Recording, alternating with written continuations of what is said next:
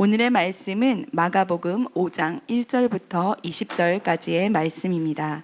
마가복음 5장 1절부터 20절까지의 말씀 제가 먼저 읽겠습니다. 예수께서 바다 건너편 거라사인의 지방에 이르러 배에서 나오심에 곧 더러운 귀신 들린 사람이 무덤 사이에서 나와 예수를 만나니라.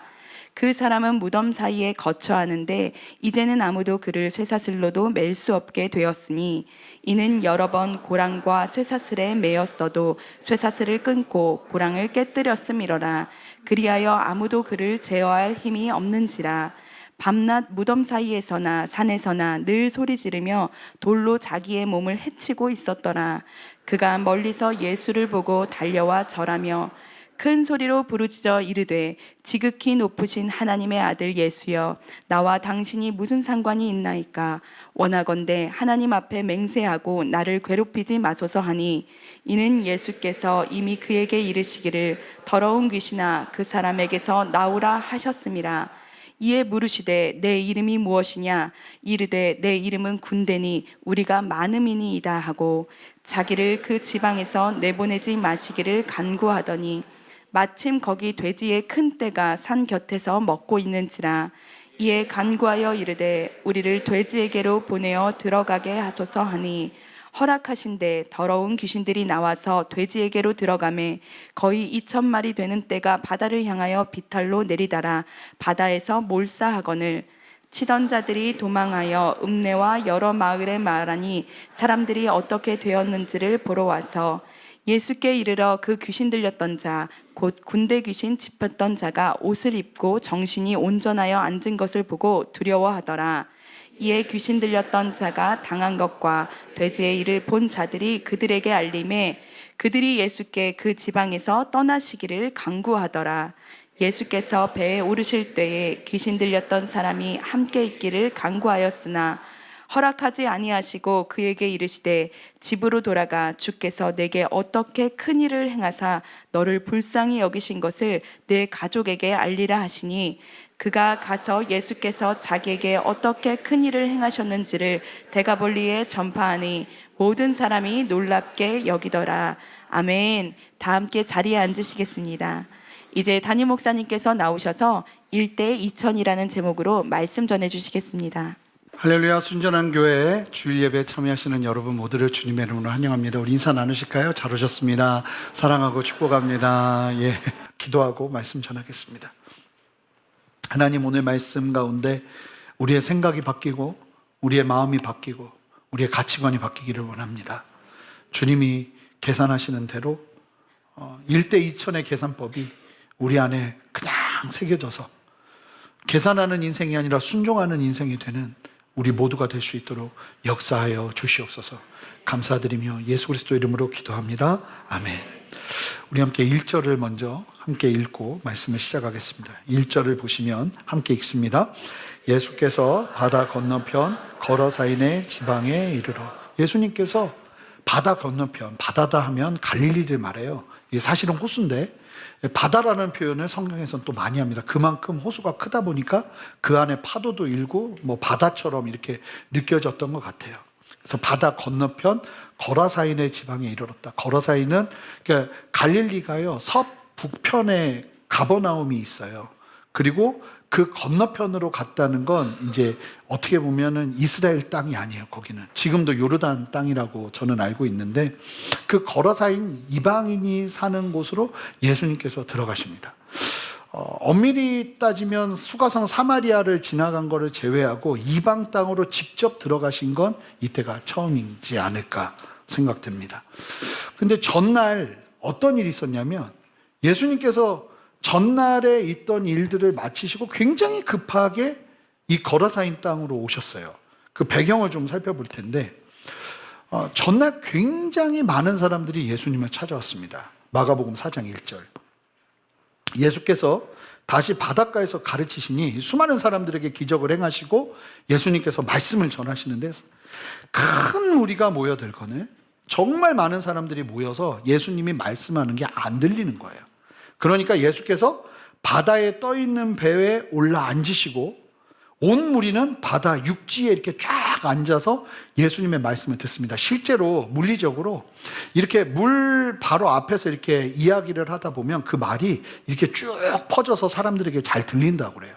그러니까 예수님께서 말씀을 전하시고 아마 예상되는 건 베드로나 이 배 운전하는 게 능숙한 사람들이 배를 이렇게 살짝 저어가면서 예수님의 말씀을 잘 전하실 수 있게 한 거죠. 그러면서 예수님께서 그 사람들에게 천국에 대해서 이해시키려고, 하나님 나라에 대해서 이해시키려고 여러 가지 비유를 그날 특히 말씀하세요. 그래서 씨 뿌리는 자의 비유, 등불의 비유, 자라나는 씨의 비유, 겨자씨의 비유 등을 말씀하시면서 천국의 비밀을 이해하기 쉽게 비유로 풀어서 막 설교를 하십니다. 그러면서 사역을 하시다 보니까 막 사람들이 그 말씀을 듣고 또 너무 좋은 거예요. 어디서도 들어보지 못한 말씀을 막 듣다 보니까, 그러니까 사람들이 떠나지를 않아요. 밤이 되었는데도 사람들이 막 계속 예수님을 찾습니다. 그때 예수님께서 갑자기 제자들에게 이렇게 하세요. 제자들에게 떠나야 된다고, 배를 타고 움직여야 된다고 말씀하시는데 4장 36절을 보세요. 무리를 떠나 예수를 배에 계신 그대로 모시고 갔다고 얘기해요. 그러니까 이 저녁이 되었어도 아직도 수많은 무리들이 예수님을 찾고 따르고 있었던 거예요. 그 상황 속에서 예수님께서 제자들을 이끌고 그 무리들을 뒤로 하고 배를 타신 거예요. 그렇게 배를 탔는데 어떤 일이 일어났냐면, 뭐 이 부분은 나중에 충분히 아마 설교하면서 도전할 때가 있을 텐데, 풍랑이 일어요. 엄청나게 큰 풍랑. 이 어부들이었던 제자들이 봐도 이거 죽겠다 싶은 풍랑이 일으면서 막 물이 바다로 이 배 위로 막 넘치기 시작합니다. 근데 그때 예수님께서 이 배의 후미에서 주무시고 계셨어요. 아마 의도적인 잠이시지 않았을까 싶어요. 예수님이 가자고 했잖아요. 그럼 가면 되는데 그 가자고 하는 걸음에서 풍랑이 오니까 막 당황하는 제자들. 그 제자들이 예수님을 막 깨웁니다. 우리 죽게 생겼습니다. 죽게 생겼습니다. 그랬더니 예수님께서 일어나시더니 풍랑을 바라보면서, 바람을 바라보면서 꾸짖으십니다. 잠잠하라. 그러자 이 풍랑이 잠잠게 되는 거예요. 그냥 너무너무 사람들이 당황하죠. 그 역사를 보면서 예수님이 너희들은 왜 이렇게 믿음이 없냐고 이 책망하세요. 그리고 나서 어렵게 뭐 밤내 고생하고 도착하고 시작되는 게 오늘 본문 말씀인 거예요. 그러니까 많은 무리를 뒤로 하고 풍랑을 뚫고 지금 거라사인의 땅에 도착하신 거예요. 그 사연을 가지고 도착한 본문의 배경을 기억하면서 이제 말씀을 좀 보기 시작할게요. 자, 2절 말씀 한 목소리로 읽습니다. 함께 읽습니다. 배에서 나오심에 곧 더러운 귀신 들린 사람이 무덤 사이에서 나와. 예수님이 나오심에, 이 원문을 보면 나오자마자 그냥 마치 기다렸다는 듯이 이 귀신 들린, 더러운 귀신 들린 사람이 무덤 사이에서 나와서 예수님을 만나기 위해서 막 오는 거예요. 그러면서 성경이 이 귀신 들린 사람의 사연을 설명하는데 3절을 보시면 이 귀신 들림이 워낙 심각해서 일상생활을 할 수가 없었어요. 이 귀신 들리는 경우가 실제로 있어요. 예전에는, 지금은 안 많이 이렇게 안 보이는데, 예전에는 할머니 집 가면요, 시골에 가면 이 마을마다 귀신 들린 사람 하나는 꼭 있었어요. 제가 대전 중앙시장에서 자랐는데, 중앙시장은요 제일 재밌는 게 2개가 있어요. 제일 재밌는 볼거리가, 첫 번째 싸움 구경, 두 번째 귀신 들린 사람 나올 때 구경. 그러면은 막 이러고 막 돌아다니니까 그 사람 보려고 막 사람들이 막 길가에 서서 그 사람 하는 거 막 행동 구경하고 막 그랬거든요. 제가 그렇게 옛날 사람은 아니에요. 근데도 하여간 봤어요. 나 많이 봤어요. 그 마을마다 할머니가 얘기하셨어요. 이 귀신 들린 사람 때문에 막 고통받는 이야기들. 실제로. 근데 이 귀신 들림이 어느 정도 일상생활을 하다가 드러나는 경우가 있어요. 그게 어느 정도 일상생활이 가능한 거죠. 근데 이게 너무 강하게 들리면 일상생활 자체를 못해요. 완전히 송두리째. 이 귀신 들림에 대해서 좀 설명을 드릴 거예요. 일상생활을 못할 정도로 너무 강하게 귀신이 들려버린 거예요. 그래서 이 무덤 사이에서 거하는데 아무도 쇠사슬로 맬 수 없게 되었다고 얘기해요. 왜 맬 수 없게 되었는가? 4절 5절 보세요. 얼마나 힘이 세던지 이는 여러 번 고랑과, 그러니까 올무와 쇠사슬로 막 다 묶어 봤던 거예요, 결박을. 근데 이 사람이 힘이 얼마나 세나? 귀신이 너무 강하게 들리니까 힘이 얼마나 세나? 이게 그 고랑을 깨뜨렸다고 이야기해요. 아무도 그를 제어할 힘이 없었다고 얘기하죠. 저희 예전에 굉장히 강하게 귀신 들린 분을 그 사역을 제가 같이 했던 적이 있는데, 장정이 5명이 달라붙는데 그 한 사람을 이기는 게 쉽지가 않아요. 장정이 5명. 힘이 얼마나 세나? 한 팔로 사람을 이렇게 해요. 들어요. 근데 근육질이 아니에요. 그러니까 그러니까 이게 그 귀신이 주는 힘을 가지고 막 그런 힘을 행사하는 거죠. 근데 이 성경적으로 뭐라고 말하냐면, 얼마나 힘이 셌는지 이 쇠고랑을 해도 막 이걸 막 끊어내는 거예요. 막 몸으로 막 뭐 탈골을 하든지 뭐를 하든지 해서 이 사람을 제어할 수가 없는 상황이 되는 거예요. 그래서 이 사람이 5절, 동네 골칫거리가 돼요. 밤낮 무덤 사이에서나 산에서나 늘 소리를 지르며 돌로 자기 몸을 해쳐요. 막 자기를 해해요. 그러니까 이 귀신 들리니까 무덤 같은 곳을 찾아요. 영적으로 부정한 장소를 찾는 거예요. 굉장히 부정한 장소를. 그러니까 이 귀신 들린 사람이 막 산 돌아다니면서 뭐 묘지 돌아다니면서 막 소리치고 돌아다니니까 마을 사람들이 밤에 함부로 움직이겠어요? 무서워서 어떻게 움직여요? 해할까봐. 막 그런 골칫거리였던 거예요. 그런데 그 귀신 들리는 사람이 예수님께서 거라사인 땅에 도착하자마자 예수님께 막 달려와요.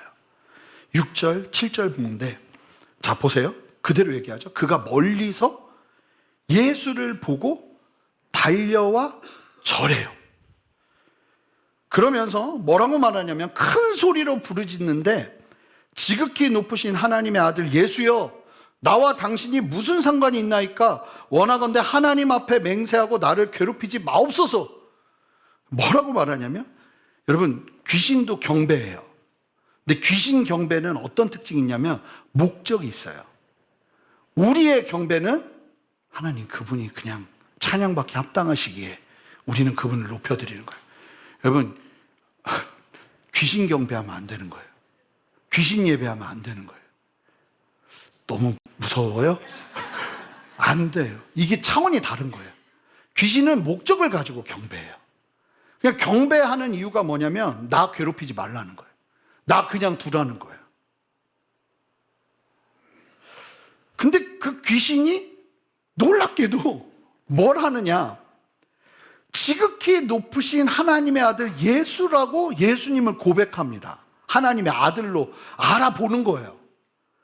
그런데 제가 처음에 말씀 시작하면서 배경을 말씀드렸잖아요. 제자들이 예수님이 풍랑을 잠잠케 하시는 걸 눈으로 봤잖아요. 이미 제자들은 예수님이 행하시는 놀라운 메시아적인 기적을 계속 봤어요.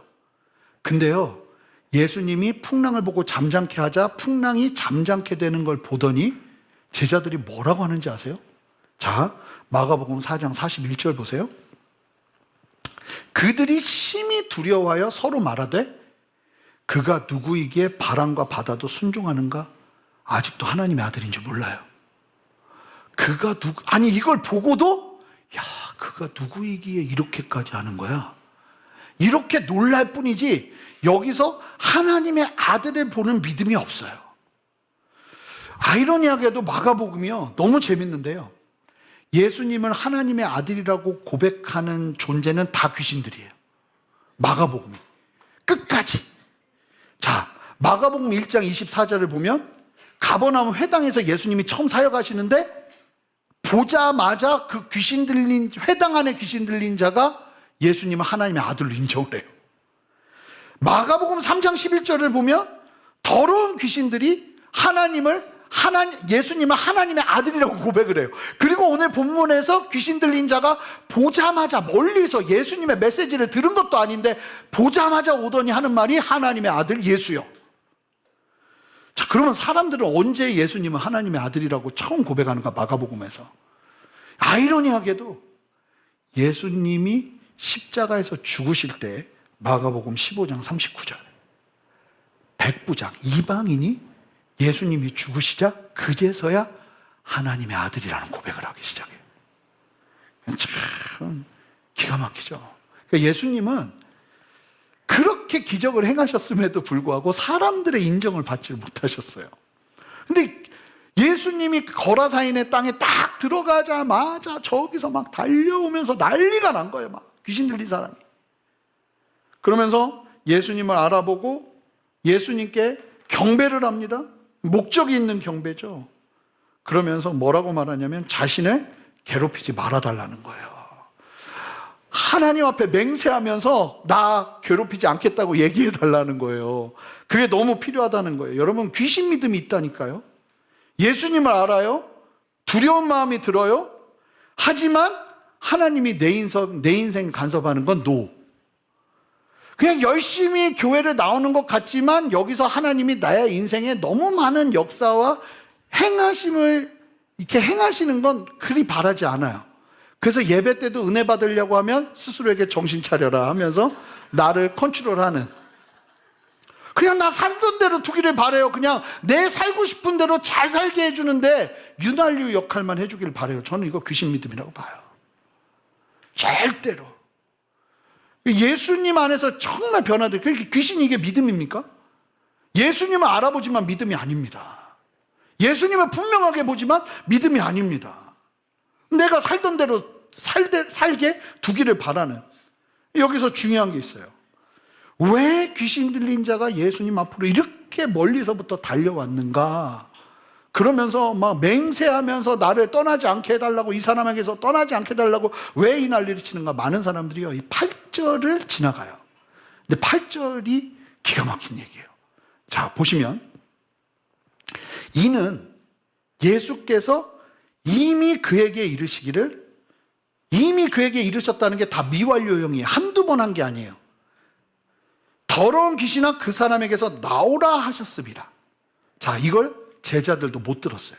예수님은 거라사인 땅에 들어가는 순간부터 영적 전쟁하기 시작하셨어요. 지금 이 영적인 권세를 붙잡고 있는 이 귀신, 그리고 그 귀신으로 말미암아 고통받고 있는 한 영혼, 그 영혼을 향해서 외치시기 시작한 거예요. 기가 막히죠. 그러자 두려움과 괴로움에 귀신이 막 쫓아온 거예요. 왜냐하면 이대로 계속 갔다가는 사람에게서 쫓겨나야 되니까. 그래서 우리 안에 여러분 다른 게 아니라 영적인 깨어있음이 있어야 될 줄 믿습니다. 여러분, 영적 세계를 무시하시면 안 돼요. 이 세상은 육이 지배하는 게 아니라 영적인 보이지 않는 정사와 권세와 어둠의 주관자들이 이 세상을 다스리고 있다고 이야기를 해요. 그러니까 그것과 예수 믿는 사람이 싸워야 되는 거예요. 근데 우리가 너무 과학적인 사고에만 매달려서, 이성적인 사고에만 한계에 갇혀서 이 영적인 세계를 무시해버리면 너무너무 안타까운 일이 벌어질 수밖에 없는 거죠. 예수님께서는 도착하시자마자 이 영적인 싸움을 하기 시작하셨어요. 그렇다고 뭐 귀신아 떠나가라 이러신 것도 아니에요. 예수님은 마음속 깊은 곳에서부터 영적인 싸움을 하시면서 가시기 시작하는 거죠. 그러니까 거기서 반응이 일어나요. 왜냐하면 빛이 비치니까. 어둠은 빛이 비추면 떠나야 되기 때문에 반응이 일어나게 돼 있어요. 여러분, 인생에 내가 하나님 안에서 많이 무너졌다 싶으면 뭘 해야 되냐면 예배의 자리, 기도의 자리, 하나님의 영광의 빛이 비칠 수 있는 은혜의 자리에 계속 여러분들을 오픈하시는 게 필요해요. 그러면요, 어둠은 떠나가게 돼 있어요. 겁먹지 마세요. 이제 귀신 들림에 대해서 말씀을 드릴 텐데 겁먹지 마세요. 근데 너무 신기한 게 다 정상적인 것처럼 보이는데 훈련을 받는 데서요, 훈련을 받고 3주, 4주 되면 못 견디고 드러나요. 그 묶여있던 사람들이 귀신 들림이 드러나더라고요. 막 별의별 거짓말도 많이 해요. 너무 무서울 것 같아서 얘기 안 해. 할까요, 말까요? 이러면 하라고 그러지. 아니, 훈련을 여러 번 받았던 분인데 귀신 들림이 확 드러나는 거예요. 그 간사님이 예수를 명하노니 떠나가라고 하니까 그 귀신이 뭐라고 했냐면 너로는 안 돼. 강사 될 거야 그랬어요. 그러니까 이분이 그 말에 그냥 꼬꾸라진 거예요. 너무 위축돼 버린 거예요. 그런 게 어디 있어요? 예수 이름으로 하는 거지. 근데 그러면서도 안 나가고 하는 사람도 영광의 빛이 계속 비추고 은혜의 빛이 계속 비치면 이 옳지 않은 어둠들이요 막 드러나요. 그러니까 예배만큼 강력한 게 없는 거예요, 여러분. 근데 귀신 들린 자가 뭐라고 말하냐? 나를 괴롭게 하지 않겠다고 하나님 앞에서 맹세해 달래요. 그러니까 이 영적 질서를 너무 잘 아는 거예요. 맹세가 얼마나 큰 힘이 있는지도 아는 거예요. 이 말이 얼마나 권세 있는지도 아는 거예요. 예수께서 뭐라고 하셨죠? 더러운 귀신아, 그 사람에게서 나와라. 이 귀신 들린 사람을 구원하고자 하는 예수님의 분명한 뜻이 보이니까 귀신은 떠나가야 되는 거예요. 여러분, 귀신 들림이라는 게 뭐냐면요, 귀신이 한 사람 안에 들어가서 그의 생각, 말, 행동을 강제적으로 지배하는 상태를 말해요. 이게 정신병적으로 귀신 들린 것처럼 보이는 병이 있어요. 근데 그거랑은 좀 다른 차원이에요. 이건 진짜 영적인 묶임이에요, 실제로. 그래서 사람 안으로 들어가서 귀신이 그 사람을 제압하는 거예요. 왜 그러면 귀신이 사람 안으로 들어가냐? 성경에서 그 이유를 분명하게 얘기해요. 예수님께서 설명하시는데 마태복음 12장 43절. 더러운 귀신이 사람에게 나갔을 때 뭐라고 말하죠? 물 없는 곳으로 다니며 쉬기를 구하되. 자, 귀신은 어떤 존재예요? 여러분, 죽었다가 죽은 사람이 귀신 되는 거 아니에요? 그거는 거짓말이에요. 성경에서는 귀신을 이 루시퍼, 사탄, 원수 마귀의 밑에서 함께 하나님께 반역하다가 타락한 천사 무리를 귀신들이라고 그래요. 마귀는 하나의 존재고 그 우두머리고 이 사탄의 밑에 있는 그 영적인 존재들을 귀신들이라고 그래요. 근데 이 귀신들은 쉬어야 돼요. 너무 이 죄의 짐이 무거우니까 누구한테 들어가냐면 사람한테 들어가서 쉬는 거예요. 자, 그러니 사람의 몸과 마음이 하나님의 다스림 가운데 있는 사람에게 그런 영향을 줄 수 있을까요? 없을까요? 없는 거예요. 없어요를 확실하게 얘기하셔야 돼요. 헷갈려 하지 마시고.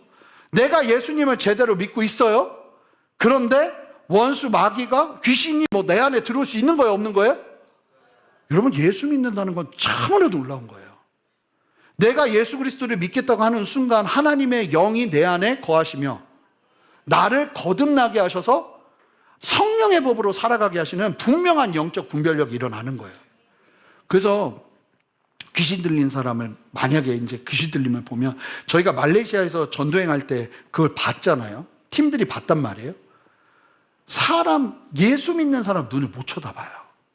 너무 괴로우니까 눈을 꽉 감더라고요. 그래서 우리가 어떻게 했는지 아세요? 손가락으로 눈을 폈어요, 이렇게. 너무 세게 감고 있으니까. 왜냐하면 눈을 봐야지. 근데 그렇게 어거지로 이렇게 해서 뜨게 하잖아요. 그러면은 검은 눈동자를 피해요. 안 쳐다봐. 그리고는 나중에 예수 이름 명하노니 떠나가라고 하라고 통역해가지고 계속 외치는데 나중에 그 고백하면서 떠나가는데 정상 돌아오니까 우리 쳐다봐요. 우스갯소리로 얘기하잖아요. 만약에 귀신 들렸는데 날 쳐다본다. 그러면 큰일 나는 거예요. 그럴 일 없습니다. 그러니까 이게 너무 놀라운 거죠. 이게 배우고 학습하는 게 아니거든요. 똑같아요, 다. 예수 이름에 권세가 있어요. 그래서 성경적으로 보면 귀신 들림을 유추할 수 있는 건 하나님의 말씀과 진리에서 너무 떠나서 지속적으로 하나님의 말씀과 성령을 거부하고 원망하고 미워하는 그런 저주를 품는 상태를 계속 가다 보면 귀신 들리는 경우가 있더라고요. 그리고 우상 숭배와 마술, 그러니까 막 주문을 외우는 거 이런 거 하면 안 되는 거예요. 점술 행위들을 통해서 귀신이 들려요. 그리고 지속적인 죄악 생활을 통해서 이 원수 마귀가 틈을 타고 들어옵니다. 에베소서 4장 27절을 보면 마귀에게 틈을 주지 말라고 그래요. 그러니까 틈이 생긴다는 거예요, 죄 가운데 있으면. 그러니까 우리의 삶이 거룩해야 되는 거예요. 여러분, 귀신을 쫓아내는 사역을 축사라고 하는데 예수님의 구원이 사실은 축사 사역 같은 거예요. 어둠에 속해 있던 우리를 예수님께서 구원하시는 거잖아요. 그리고는 하나님의 다스리심 안으로 들어가는 거예요. 여러분 보세요. 귀신 들린 사람들, 점치는 사람들, 다 불안해 죽어요. 영이 이게 올바르지 않은, 우리도 여러분 이게 그들의 말에 의하면 우리는 접신하는 거예요. 예수 믿는 게, 성령이 내 안에 거한다는 게 여러분 그들의 말에 의하면 접신하는 거예요, 여러분. 그런데 우리는 완전히 다르죠. 사랑과 진리와 평강과 은혜가 있죠. 여러분 이런 데가 없다니까요. 그러니까 이 영적인 어떤, 우리가 예수 믿고, 그러니까 내 영적인 그 지도가 바뀌어버리는 거예요. 예수 믿는다는 거. 여러분 예수 믿는 여러분들 너무 잘하시는 거죠. 인생의 가장 큰 축복이죠. 귀신은 예수님이 오시면 마치 빛이 비추면 어둠이 떠나가는 것처럼 예수님으로 인해 떠나가는 거예요. 우리에게 능력이 있는 게 아닙니다. 사람 어느 누구도 그 귀신 들린 자를 제어할 수가 없었어요. 그런데 그 사람에게 자유와 질서를 주실 수 있는 분은 예수님 뿐이었죠. 귀신은 멸망의 길로 이끌고 하나님의 영은 우리를 생명의 길로 이끌어요. 본문을 보세요. 그러니까 예수님께서 이제 이 사람을 고쳐야 되니까 귀신의 정체를 드러내십니다. 긴 대화를 하지 않으세요. 긴 대화를 하면 안 되거든요. 대화를 합니다. 이게 귀신 들린 상태와 이야기를 하면 대화를 해요. 너 언제부터 있었어? 그럼 뭐 고조부 때부터 있었어. 뭐 이런 말을 합니다. 그럼 너 이름은 뭐야? 그러면 나는 음란이야. 난 파괴야. 막 이런 얘기를 해요. 근데 예수님께서도 질문을 하세요. 네 정체가 무엇이냐? 네 이름이 무엇이냐? 그랬더니 이 귀신이 뭐라고 하냐면 나는 군대입니다. 이래요. 군대입니다. 우리가 많습니다. 이렇게 얘기해요. 그러니까 이 한 사람에게 군대 귀신이 들어가 있는 거예요. 군대 귀신이. 군대 귀신 들어간 사람을 자유케 되는 걸 본 적이 있었어요. 3일 걸리는 걸 봤어요. 3일 걸려. 맨 처음에 예수 이름 명하노니 떠나가라고 하는데 예수라는 말을 못 하더라고요. 예수 이름 명하노니 떠나가라 하고 우리가 막 할렐루야 하고 있는데 또 있어. 또 할렐루야 하는데 또 있어. 그들이 계속 예수 얘기를 안 해. 다음날 또 시작하는 거예요. 그럼 또 나아가고, 또 한 번은 어떤 분이, 진짜 제가 DTS 간사에 있으면서 도망쳤다가 유일하게 돌아오지 않은 한 사람이 있어요. 근데 그 사람이 제가 교회 사역하는데 전도사로 있는데 교회로 온 거예요. 밤에 집회 마치고 집으로 가는데 뭐가 우고 올라온 거예요, 이 사람이. 근데 이제 산으로 올라갔는데 막 이상한 말이 나오기 시작하면서, 방언 같은 말이 막 나오기 시작하면서 기도를 하는데, 그분이 그랬어요. 밤 11시에 산에 올라가서 기도를 했는데 시계를 딱 보니까 기도 좀 했다 하고 딱 봤더니 새벽 5시더래요. 그래가지고 이제 교회로 온 거예요. 왔는데 어제 입었던 옷을 그대로 입고 막 흙이 막 묻은 상태로 온 거예요. 그러고 기도를 하는데 방언을 하는데 너무 이상한 소리로 방언을 해요. 그러면서 막 말이 막 또박 하는데 하여간 그러면서 나중에 봤더니 또 나가야 되더라고요. 인생이 막, 이게 실제로 성경은 거짓말을 이야기하는 게 아니라 진리를 그대로 우리에게 말씀하시는 생명의 책이에요. 그러니까 우리는 군대입니다. 지금 뭐 하는 거예요? 예수님한테 협박하고 있는 거예요. 우리 쉽게 나가지 않을 거라는 거예요. 예수님께서는 그 말에 대답도 하지 않으세요. 엄청나게 많은 군대 귀신이 들어와 있어도 예수님은 대답하지 않으세요. 그리고 예수님이 말씀하신 대로 행하실 뿐이에요. 귀신들이 떠나가야 되는 거예요. 그러자 다음과 같은 일이 벌어집니다. 11절, 12절, 13절. 마침 거기 돼지의 큰 떼가 산 곁에서 먹고 있는지라. 이에 간구하여 이르되, 이제 나가야 되는 게 분명하니까 또 어딘가로 들어가야 쉬잖아요. 그러니까 이 귀신들이, 군대가 우리를 돼지에게 보내어 들어가게 하소서 하니 예수님께서 가라 허락을 하세요.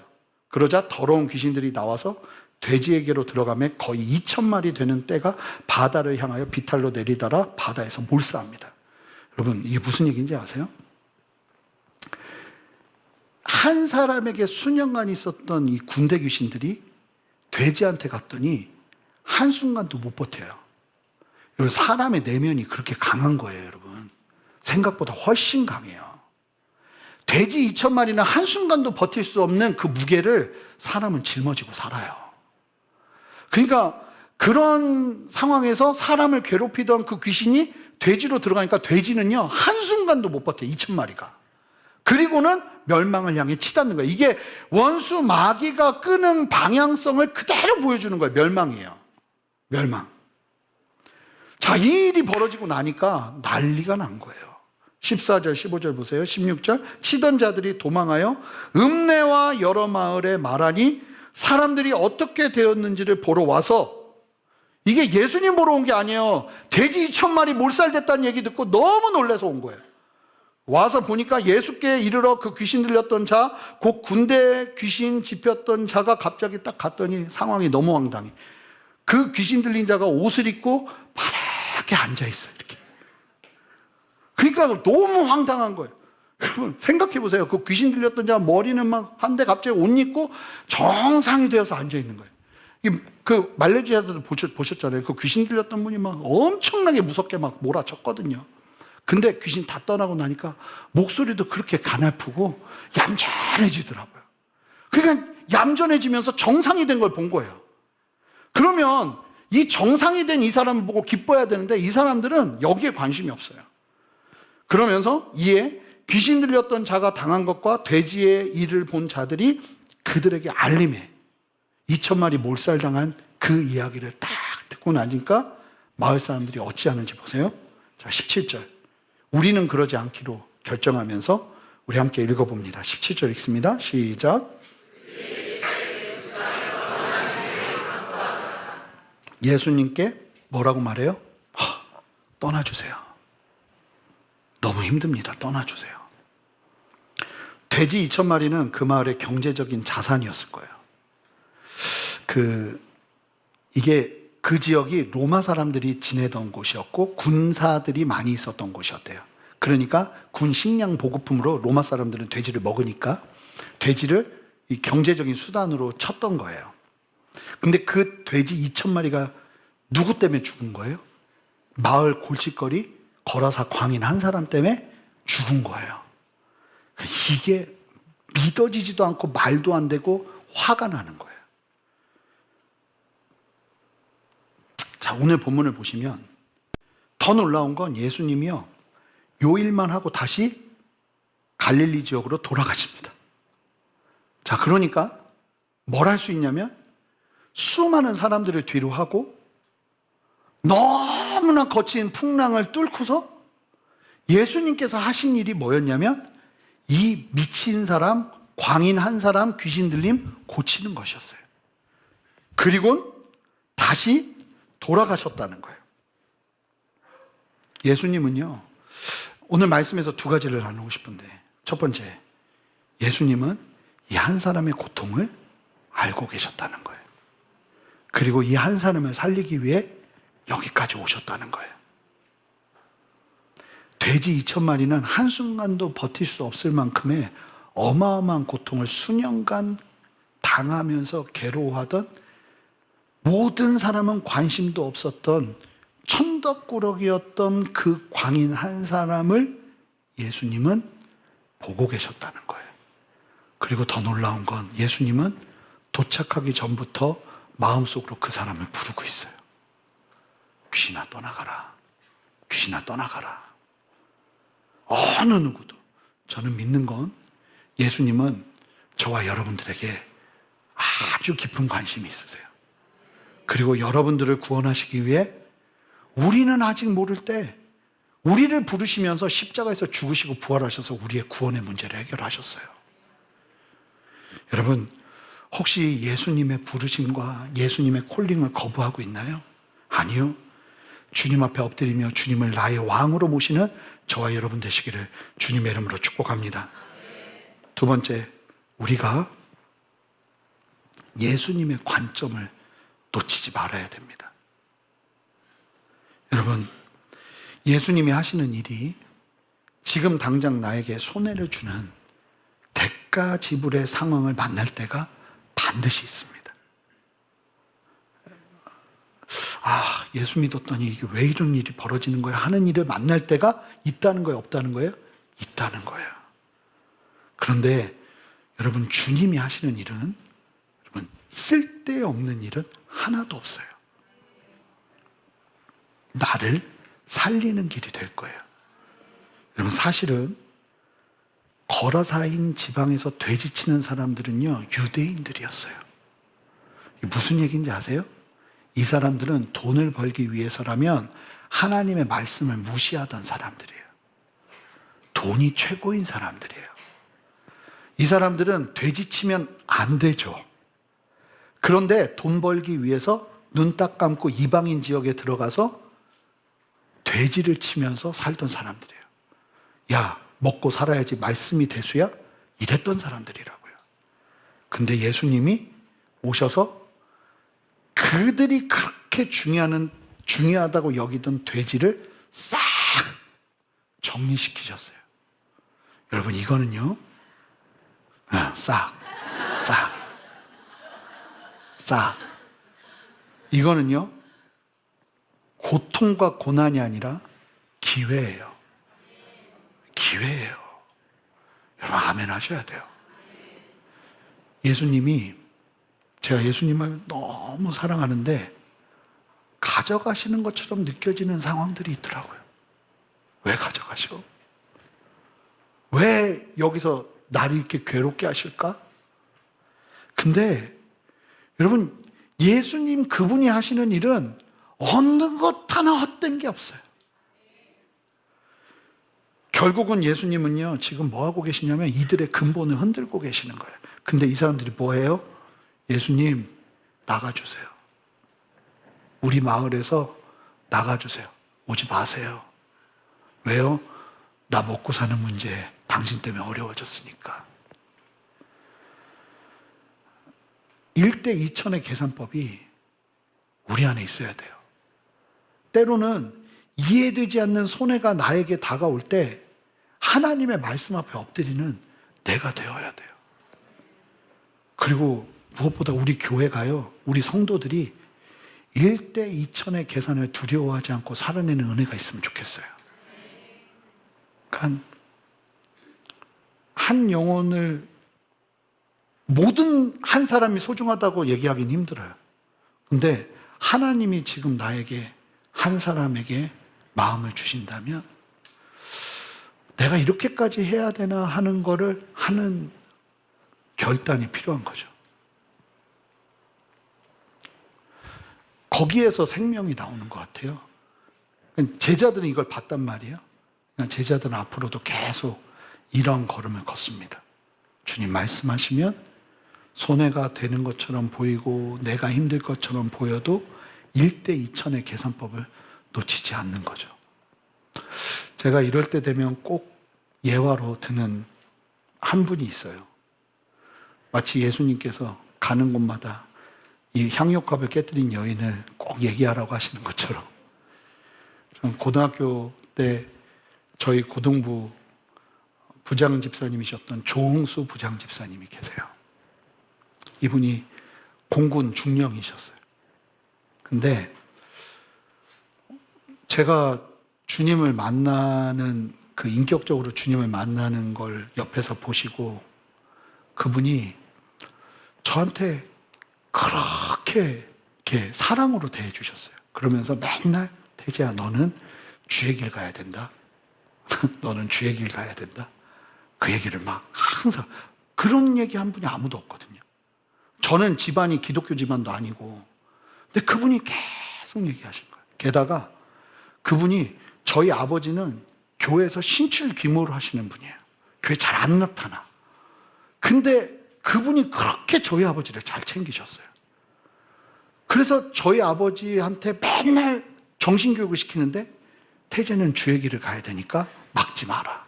계속 그러시는 거예요. 근데 우리 아버지가, 제가 이제 나 신학하겠다고 그랬더니 아버지가 그럼 날 죽이고 하라고 그러셨어요. 이해가 안 되니까. 근데 그 조홍수 부장 집사님이 갑자기 병으로 쓰러지셨어요. 근데 그렇게 심각한 병처럼 보이지 않았거든요. 폐 쪽에 뭐가 오셨는데. 저희 아버지가 병문안 가는 걸 처음 봤어요. 교회 분한테. 그러니까 좀 좋아하셨던 거죠. 근데 병문안에 갔는데 거기서 그분이 저희 아버지한테 얘기를 하신 거예요. 태재 주의 길 가야 되는데 그거 막으면 집사님이 큰일 납니다. 이제는 말을 계속 안 들으니까 협박을 하신 거예요. 우리 아버지가 그때 집사님이었다는 것도 신기하죠. 근데 그 얘기를 하시고 이틀 있다 돌아가셨어요. 그리고 아내 되시는 집사님이 목회자가 되셨는데 그분이 그러셨어요. 아니, 본인 자식도 아니고 근데 너 그렇게 주의 길 가야 된다고 계속 얘기했어. 우리 아버지가 그분이 마지막 유언처럼 그런 얘기를 하시다 돌아가시니까 아버지 귀에서 이게 계속 맴도는 거예요. 막으면 당신이 더 힘들어진다고. 막으면. 근데 아버지가 그분 장례 다 치르고 나더니 저를 부르더라고요. 가라고. 하라고. 제가 그래서 그분 현충원에 계신, 대전 현충원에 계신데 그 자리 가가지고 매년을 가서 거기서 있다 오고 그랬거든요. 생각해보면 나라도 안 그럴 것 같아요. 나라도 안 그럴 것 같아요. 근데 그분은 1대 2000의 걸음을 걸은 거예요. 자식이 귀하죠. 주일학교 저기 애가 뭐 그렇게 귀하긴 하지만 뭐가 그렇게 귀해. 근데 뭐가 그렇게 귀해? 뭐가 그렇게 귀해? 하여간 그래요. 그 정도 선상이에요. 그렇잖아요. 근데 1대 2000을 살아낸 것 같아요. 저희 교회에 여러분도 아셔야 돼요. 우리 교회 보육원 아이들이 5명이 저희 주일마다 예배 드리러 와요. 유치부 때부터 왔어요. 지금은 1학년, 3학년이 됐어요. 근데 얘네들을 아침마다 데리고 와서 한 달에 한 번은 집에서 재워요, 애들을. 우리 성도님들이. 그리고 우리 애들하고 같이 엄마 역할, 아빠 역할 해주고, 그리고 예배를 드리고 섬기는데, 우리 교회, 우리 자녀들은 얘네들이 그런 애들이라는 걸, 특별하다는 걸 몰라요. 그냥 내 친구 이렇게 생각하면서 같이 예배를 드리는데 너무나 귀한 헌신을 하죠. 정말 이게 쉽지 않아요. 제가 알기로는 이렇게 주일 예배를 드리는 교회는 우리 교회가 지금 처음인 걸로 알아요. 근데 벌써 3년을 해왔어요. 근데요, 그 6명이 있었는데 그 중에 대부분의 애들이 엄마 아빠가 있어요. 고아가 아니에요, 우리가 생각하는. 그리고 맡겨놓고 찾으러 안 오는 거예요. 그러니까 얘네들은 엄마 아빠가 올 거라는 기대를 계속 갖고 있어요. 그러니까 애들이 이 감당할 수 없는 어려움이, 이건 귀신 들리는 게 아니라 상처가 너무 커서 애들이, 그래서 애들 6명 중에 언어 장애가 있는 애들이 이게 말을 못해요. 말을 못 알아듣는 얘기를 해요. 근데 얼마 전에 6명 중에 1명 애가 부모가 얘를 데리고 갔어요. 근데 문제는 남겨진 애들이. 아이 우울증이 왔대요, 애들이. 그러니까 이게 우리가 생각하는 어려움과는 감당할 수 없는 어려움들이 이 아이들에게 있는 거죠. 근데 너무 감사해요. 우리가 힘들고 어려워도, 여러분 유치부 때 얘네들 어떻게 예배했는지 아세요?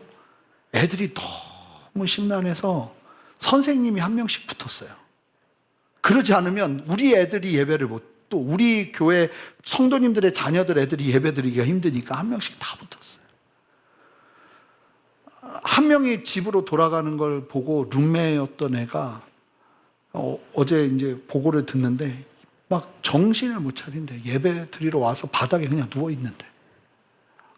근데 우리가 걸어야 되는 길들이 그러한 하나님의 마음이 있는 곳이 있으면 돈이 좀 더 들고 수고가 필요해도 얼마든지 그것을 할 수 있는 교회와 성도들이 되면 좋겠는 거예요. 예수 믿는 삶은 그런 거예요. 나 한 사람 건사하면서 그렇게 살아가는 인생이 아니라 주님의 마음을 가지고 찾아가고 섬기고 세우는, 지금 내 코가 석자인데 제가 일부 때 기도하는데 이런 마음이 들었어요. 어떤 마음이 들었냐면, 어떤 분들은 너무 나는 항상 힘들고 나는 항상 어렵고 그래서 그냥 받는 것만 익숙해요. 내 처지에. 아니요. 모든 분들에게 똑같이 도전하는 것은 1대 2천을 가지고 주님 앞에 순종하는 걸음이 있기를 주님의 이름으로 축복합니다. 오늘 말씀을 듣고 내가 찾아가야 될 걸어사 광인은 누구인가? 그게 남편이면 안 되는데, 아내면 안 돼. 내가 찾아가야 될 걸어사 광인은 누구인가? 지금 나는 그런 심령들을 사랑하면서 이 땅에서 하나님의 사명을 가지고 살아가고 있는가? 저는 이 예수님이 너무 좋습니다. 이 미친 사람 한 사람 고치겠다고 수많은 사람들을 뒤로하고 풍랑을 헤치고 사람들이 다 싫어하는데 그래도 이 사람 살리는 게 예수님에겐 기쁨이어서 그 일을 주저하지 않고 행하시는 이 예수님이 너무 좋고, 그분이 나의 하나님이셔서 너무 좋고, 그 하나님과 함께 내가 순종의 걸음을 걸을 수 있어서 너무 좋은 거야. 여러분, 오늘 말씀의 끝은 사실 이건 아닌데 받으려고만 하지 마시고 이미 나에게 주신 주님의 놀라운 사랑 기억하면서 우리도 순종하는, 저는 우리 교회 야나 아이들이 걱정은 청소년기 때 올 수 있을까? 저는 얘네들이 대학 가고 막 그러면 우리가 또 등록금도 좀 지원해주고 이러면서 건강하게 갔으면 좋겠다 싶은 생각도 있거든요. 그런 걸음이 우리 안에 더 다양해졌으면 좋겠어요. 세상에 주님의 마음이 필요한 곳을 향해서 갈 수 있는 걸음이 우리 안에 있으면 좋겠고, 우리도 그러한 삶을 살아야 하지 않을까요? 그리고 주님은 몸부림치는 여러분들을 기억하세요. 기억하면서 우리 함께 주님 앞에 나가겠습니다. 기도하겠습니다. 하나님, 오늘 말씀 기억하며 주님 앞에 서는 우리 모두 되기를 원합니다. 주여 역사하여 주셔서 하나님 1대 2천의 계산법을 부담스러워하지 않고 영광으로 여기며 하나님 앞에 순종함으로 나아가는 우리 모든 걸음 될 수 있도록 은혜 베풀어 주시옵소서. 살아있는데, 내가 구원 받았는데 하나님 지금 나는 어떤 삶을 살고 있습니까? 하나님 안에서 내가 찾아가야 될 걸어사 광인을 바라볼 수 있는 믿음의 시선을 다시 세워주시고, 하나님 내가 받는 은혜가 얼마나 큰 것인지를 깨달으며 주님 누군가를 도울 수 있는 아버지의 마음을 부어주시옵소서. 감사드리며 예수 그리스도 이름으로 기도합니다. 아멘. 우리 다 같이 일어서시겠습니다. 우리 하나님 아버지의 마음, 이 찬양 함께 하면서 주님 앞에 나아갑니다. 함께 고백하겠습니다. 아버지 당신의 마음이 있는 곳에 나의 마음이 있기를 원해요. 아버지 당신의 눈물이 고인 곳에 나의 눈물이 고이기 원해요. 아버지 당신이 바라보는 영혼에게 나의 두 눈이 향하길 원해요. 아버지 당신이 울고 있는 어두운 땅에 나의 두 발이 향하길 원해요. 나의 마음이 아버지의 마음 알아. 내 모든 뜻 아버지의 뜻이 될 수 있기를 나의 온몸이 아버지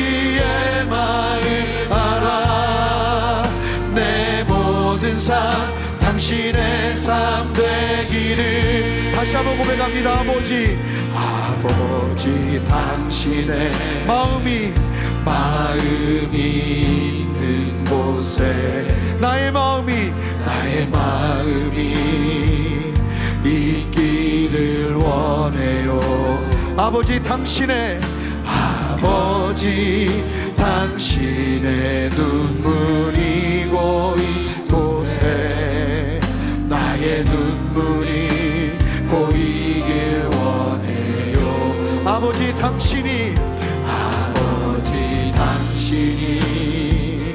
바라보는 영혼에게 나의 두 눈이 향하길 원해요. 아버지 당신이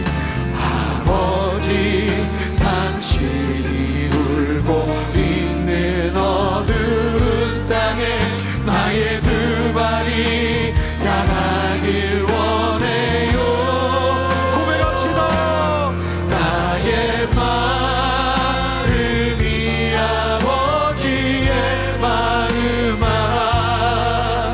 내 모든 뜻 아버지의 뜻이 될 수 있기를. 나의 온몸이 아버지의 마음 알아. 내 모든 삶 당신의 삶 돼. 한 번 더 고백합니다. 우리 두 손을 듭시다. 나의 마음이 아버지의 마음 알아.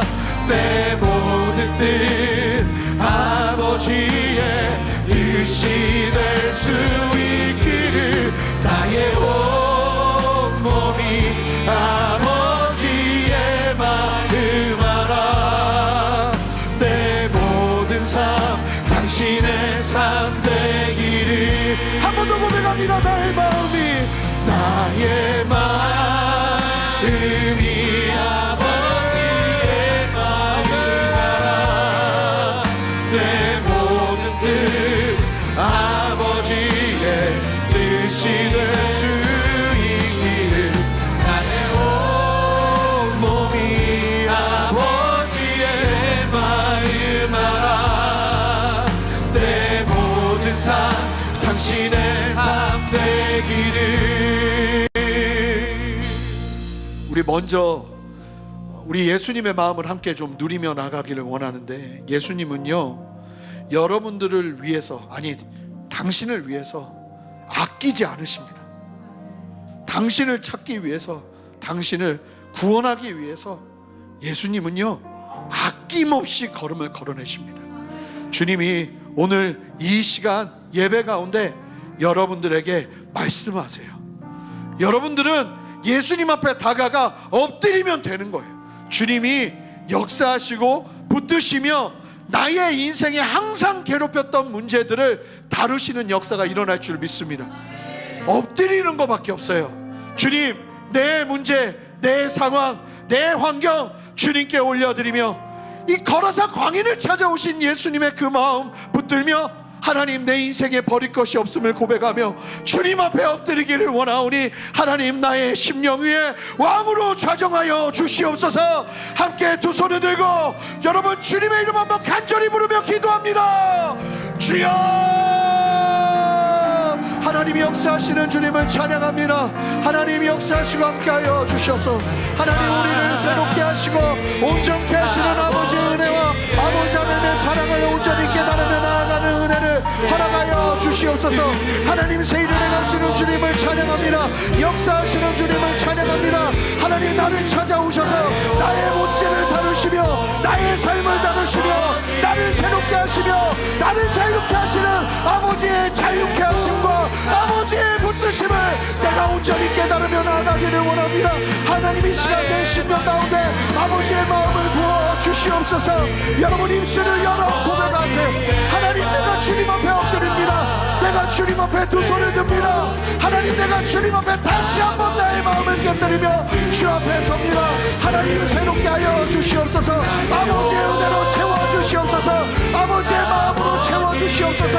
하나님, 역사하여 주시옵소서. 할렐루야. 하나님, 이 시간 우리 안에 역사하시는 주님, 우리의 마음의 문제, 우리의 삶의 문제, 우리의 어떤 문제를 주님 앞에 다시 한번 올려드리며 다시 한번 새로워지기를 원하오니, 주님, 나의 고통을 알고 부르시는 주님, 내가 주님 앞으로 달려갑니다. 여러분, 주님 앞으로 달려가세요. 주님 앞으로 기도하세요. 하나님이 여러분들을 부르고 계세요. 할렐루야.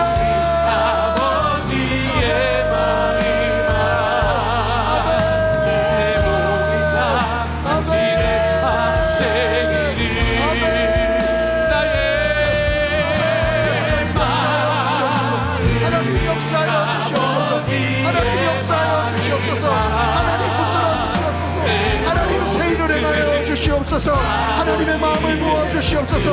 하나님, 역사하여 주시옵소서.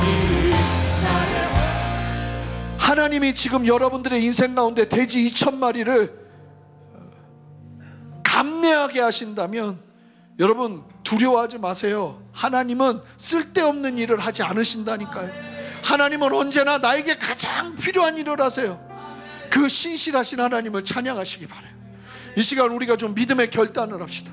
하나님, 나에게 손해라고 여겨졌고, 나에게 아픔이라고 여겨졌고, 내가 감당할 수 있는 없는 어려움이라고 여겨지는 그 모든 일들 속에서 하나님, 내가 주님을 찬양하기를 원합니다.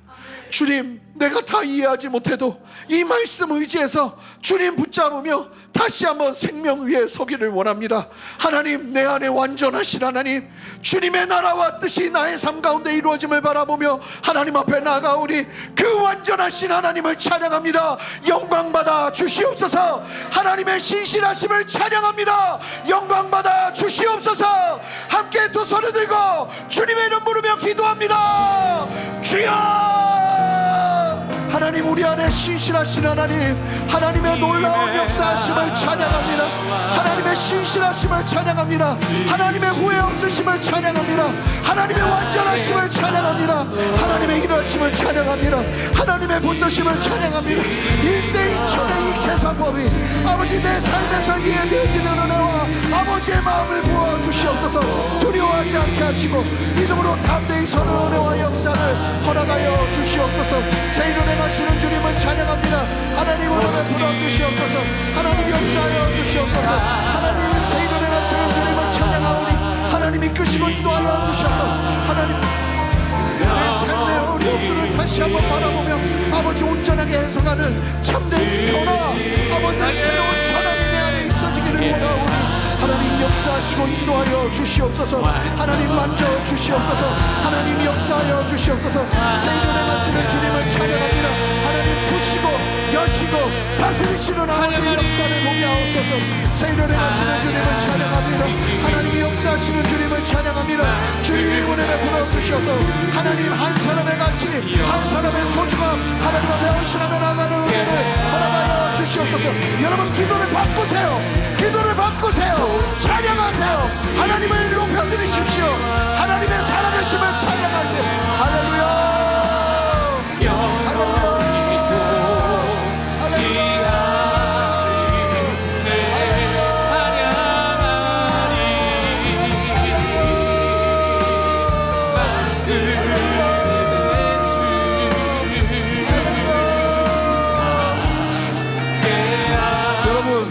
한 가지 더 기도할 텐데 1대 2천 거룩한 허비, 이것을 두려워하지 않는 내가 되기를 원합니다.